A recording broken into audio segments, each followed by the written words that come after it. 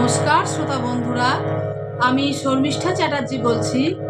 আমার আধ্যাত্মিক কথা চ্যানেলে আপনাদের সকলকে অভিনন্দন জানাই। বন্ধুরা, পরমেশ্বরের কৃপায় আপনারা নিশ্চয়ই সকলে ভালো আছেন এবং সুস্থ আছেন। আজ আমি স্বামী চেতনানন্দের রচনা মা সারদা দেবী সম্পর্কে কিছু কথা আপনাদের সামনে বলবো। তব কথা অমৃতম তপ্ত জীবনম কবিভিরিতম কলমশাপহম শ্রবণ মঙ্গলম শ্রীমদাততম ভুবি গৃণন্তি যে ভূরিদা জনা ভুবি গৃণন্তি যে ভূরিদা জনা ভুবি গৃণন্তি যে ভূরিদা জনা। শ্রীমদ্ ভাগবত গোপী গীতা। যা দেবী সর্বভূতেষু শক্তিরূপেণ সংস্থিতা নমস্তস্যৈ নমস্তস্যৈ নমস্তস্যৈ নমো নমঃ। শক্তি ও শক্তিমান অভেদ। শিব ও শক্তি একই সঙ্গে বর্তমান থাকে।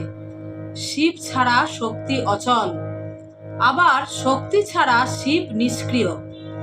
শ্বেতাশ্বর উপনিষদে আছে, দেবাত্ম শক্তিং সগুণই নির্গুণম। প্রকাশ স্বরূপ পরমাত্মার আত্মভূত অভিন্ন রূপে অধ্যস্ত ও অস্বতন্ত্র এই শক্তি। এই শক্তি জীব শরীরে তিন ভাবে বিকশিত হয়: স্থূল দেহে ও ইন্দ্রিয়ে ক্রিয়া শক্তি রূপে, মনে ইচ্ছা শক্তি রূপে এবং বুদ্ধিতে জ্ঞান শক্তি রূপে। শ্রী শ্রী মা সারদা নিজ মুখে বলেছেন, আমি সেই চিরপুরাতন আদ্যা শক্তি জগন্মাতা, জগৎকে কৃপা করিতে আবির্ভূতা হইয়াছি। যুগে যুগে আসিয়াছি, আবার আসিব। কাশীতে লক্ষ্মীনিকেতনের উপরের বারান্দা থেকে গোলাপমা বললেন, রাখাল, মা জিজ্ঞাসা করছেন, আগে শক্তি পূজা করতে হয় কেন? স্বামী ব্রহ্মানন্দ মহারাজ উত্তর দিলেন, মার কাছে যে ব্রহ্মজ্ঞানের চাবি, মা কৃপা করে চাবি দিয়ে দোর না খুললে যে আর উপায় নেই।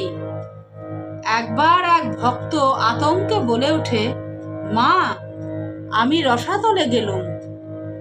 মা অমনি সন্তানকে অভয়বাণী শুনালেন, কি, আমার ছেলে হয়ে তুমি রসাতলে যাবে?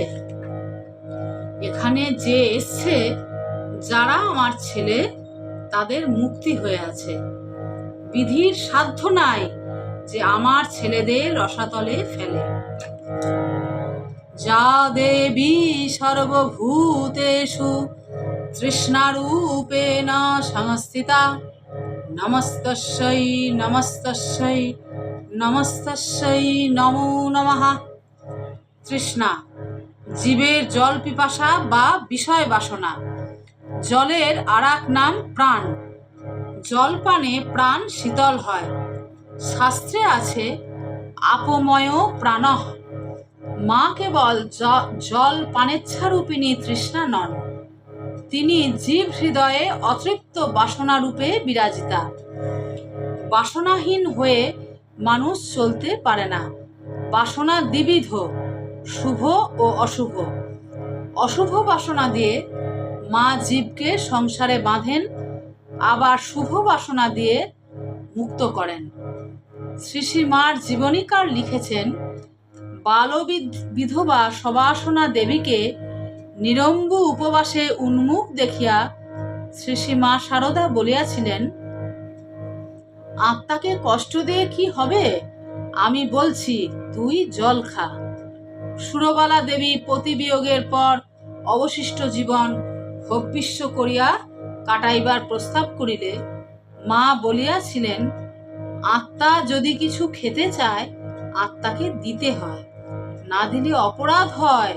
সে কাঁদে, আমাকে দিলে না বলে। মা শারদা অধিকারী বেছে ভেদে উপদেশ দিতেন। কাউকে বলতেন নির্বাসনা প্রার্থনা করো। সংসার বাসনা ত্যাগে সংকল্পবান যুবকদের বলতেন সংসারীদের কত কষ্ট, তোমরা হাঁপ ছেড়ে ঘুমিয়ে বাঁচবে। আবার কেউ যদি বলতো মা আমি বিয়ে করব না, অন্তর্যামী শ্রীমা হেসে বলতেন সে কি গো, সংসারের সবই দুটি দুটি। এই দেখো না, চোখ দুটি, কান দুটি, হাত দুটি, পা দুটি, তেমনি পুরুষ ও প্রকৃতি। যা দেবী সর্বভূতেষু খান্তিরূপেণ সংস্থিতা নমস্তস্যৈ নমস্তস্যৈ নমস্তস্যৈ নমো নমঃ। খান্তি, ক্ষমা, তিতিক্ষা, সহিষ্ণুতা, সামর্থ্য সত্ত্বেও অপকারীর প্রতি অপকারের অনিচ্ছা। দেবী মা জগজ্জননী, তিনি মূর্তিমতী ক্ষমা। এই ক্ষমাময়ী মূর্তিতে তিনি জীব জগৎকে অনাদিকাল থেকে বুকে ধারণ করে আছেন। মায়ের এই মূর্তির প্রকাশ হলে জীব যথার্থ শান্তি লাভ করতে পারে। মায়ের অসাধারণ ক্ষমাগুণের কথা মনে করে বলরাম বসু বলতেন ক্ষমারূপা তপস্বিনী। শারদানন্দ মহারাজ বলেছিলেন আমাদের তো দেখেছ, পান থেকে চুন খসলে আমরা চোটে আগুন হই, কিন্তু মাকে দেখো, তার ভাইরা কি কাণ্ডই করছেন, অথচ তিনি যেমন তেমনটি আছেন, ধীর স্থির। একদিন রাধু রেগে চুবড়ি থেকে একটা বড় বেগুন মায়ের পিঠে সজোরে ছুঁড়ে মারল। দুম করে শব্দ হওয়ার সঙ্গে সঙ্গে যন্ত্রণায় মায়ের পিঠ বেঁকে গেল এবং স্থানটি লাল হয়ে ফুলে উঠল। মা ঠাকুরের দিকে চেয়ে জোর হাতে বললেন ঠাকুর, ওর অপরাধ নিও না, ও অবোধ। তারপর রাধুকে বললেন তুই এত কষ্ট দিচ্ছিস, তুই কি বুঝবি আমার স্থান কোথায়? আমি যদি রুষ্ট হই, ত্রিভুবনে তোর আশ্রয় নেই। মা বলতেন পৃথিবীর মতো সহ্য ঘুম থাকা চাই। পৃথিবীর উপর দিয়ে কত উৎপাত, কত উপদ্রব হয়ে যাচ্ছে, পৃথিবী কিন্তু সব একভাবে সহ্য করে যাচ্ছে। এই রকম সহ্য গুণ মানুষেরও হওয়া চাই। যা দেবী সর্বভূতেষু জাতিরূপেণ সংস্থিতা নমস্তস্যৈ নমস্তস্যৈ নমস্তস্যৈ নমো নমঃ। জাতি, জন্ম, উৎপত্তি ব্রহ্মসত্তা, গোত্র মনুষ্যাদি। দেবী নিত্য হয়েও বহু পদার্থের সমবেত, এটি তার জাতি মূর্তি। যতদিন জীবজগৎ আছে জাতিভেদ থাকবে, তবে দেশকাল অবস্থা ভেদে জাতিভেদে রূপান্তর হয় মাত্র। শ্রীমাকে একদিন উচ্ছিষ্ট পরিষ্কার করতে দেখে নলিনী বলেন মাগো, ৩৬ জাতের এঁটো কুড়োচ্ছে। মা উত্তরে বললেন সব যে আমার, ৩৬ কোথা? যিনি সকলকে আপনার সন্তান রূপে দেখেন তার কাছে জাগতিক ভেদ থাকে না। দুর্গাপূজার সময় মা ঈশানানন্দকে আত্মীয়দের জন্য কাপড় কিনতে বলায় তিনি বললেন ওসব বিলিতি হবে, ও আবার কি আনবো? মা হেসে বললেন বাবা, তারাও অর্থাৎ বিলাতের লোকেরাও তো আমারই ছেলে, আমাকে সকলকে নিয়ে ঘর করতে হবে। একবার মা আমজাদ নামে এক মুসলমানকে নিজের বারান্দায় খেতে দেন এবং নলিনী উঠান থেকে ছুঁড়ে ছুঁড়ে খাবার পরিবেশন করেন। তা দেখে মা বলেন অমনি করে দিলে মানুষের কি খেয়ে সুখ হয়? তুই না পারিস, আমি দিচ্ছি। খাওয়ার পর আমজাদের এঁটো পাতা তোলা হলে মা স্থানটি পরিষ্কার করেন। তাতে নলিনী বলে ওঠে ও পিসিমা, তোমার জাত গেল। মা ধমক দিয়ে বলেন আমার শরৎ যেমন ছেলে এই আমজাদও তেমন ছেলে। যা দেবী সর্বভূতেষু লজ্জারূপেণ সংস্থিতা নমস্তস্যৈ নমস্তস্যৈ নমস্তস্যৈ নমো নমঃ। লজ্জা, বীরা, নম্রতা। দেবী জীব হৃদয়ে লজ্জা মূর্তিতে আত্মপ্রকাশ করেন। তাই তার সন্তানগণ অনেক সময় নিন্দিত কর্মের অনুষ্ঠানে বিরত হয়। জীব হৃদয়ে এই লজ্জা মূর্তিটির অভিব্যক্তি না থাকলে জগৎটা পশু রাজ্যে পরিণত হতো।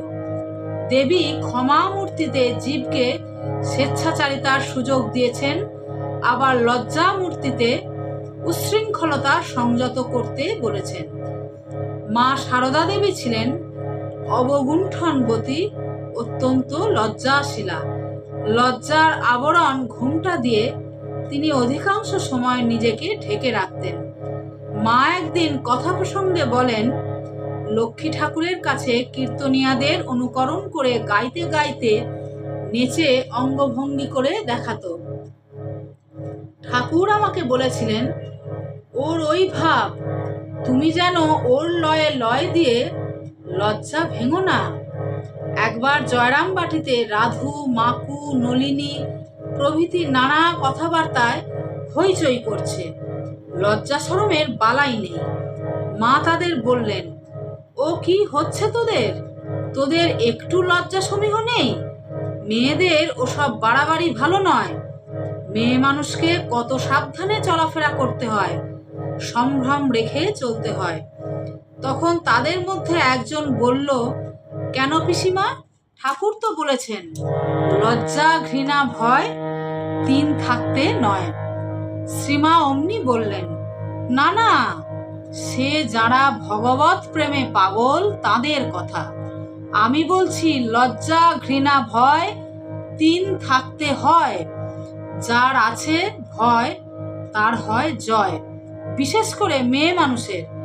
লজ্জা নারীর ভূষণ, লজ্জা নারীর সতীত্ব রক্ষা করে। ঘৃণা মানুষকে ঘৃণা নয়, নোংরামি অপকর্মকে ঘৃণা। ভয় সাপকে, বাঘকে বা মরণকে নয়।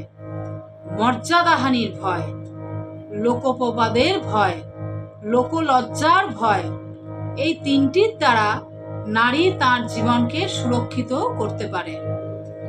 যা দেবী সর্বভূতেষু শান্তিরূপেণ সংস্থিতা নমস্তস্যৈ নমস্তস্যৈ নমস্তস্যৈ নমো নমঃ। শান্তি, সম, উপশম, নিবৃত্তি, সর্ব দুঃখ পরম, কাম ক্রোধাদি প্রধ্বংস, দুর্দৈব প্রশমন, মোক্ষ, কৈবল্য, নির্বাণ। বিষয়ভোগে জীবের কদাপি শান্তি হয় না, কেবল তাদের ভোগেচ্ছা বেড়ে চলে। শিশু যেমন মাতৃক্রোড়ে শান্তি পায়, তেমনি জীব মাতৃলাভে প্রকৃত শান্তির অধিকারী হয়। শান্তি বাইরে নেই, তা অন্তরের মণিকোঠায়। শান্তিরূপিণী মা সারদার আত্মকথা, রাত 3টার সময় উঠে আমার ওই দিকের উত্তরের বারান্দায় বসে জপ করুক না, দেখি কেমন মনে শান্তি না আসে। তা তো করবে না, কেবল অশান্তি অশান্তি। কিসের অশান্তি তোর? আমি তো মা অশান্তি কেমন জানতুমি না। মা একদিন শ্রীমর স্ত্রী শ্রীমতী নিকুঞ্জ দেবীকে বলেন, এই সংসারে সুখ দুঃখ ভালো মন্দ আছেই, যার যখন সময় ঠিক আসে ভোগও করিয়ে নেয়। মনে জোর করতে হয় আর ঈশ্বরে মন রাখতে হয়, কেবল এমন অশান্তি অশান্তি বলতে নেই। এ জগতে আনন্দ ও শান্তি বাজারে কিনতে পাওয়া যায় না। জগৎ থেকে বিদায় নেওয়ার আগে শ্রী শ্রী মা সারদা দেবী সকল জীবের প্রতি তাঁর শেষ বাণী দিয়ে গেলেন, যদি শান্তি চাও মা, কারো দোষ দেখো না, দোষ দেখবে নিজের। জগৎকে আপনার করে নিতে শেখো, কেউ পর নয়, মা জগৎ তোমার। নমস্কার। সচ্চিদানন্দের কৃপায় সকলে আনন্দে থাকবেন এবং ভালো থাকবেন। আজ শ্রী শ্রী মা শারদার কথা দিয়ে শেষ করলাম।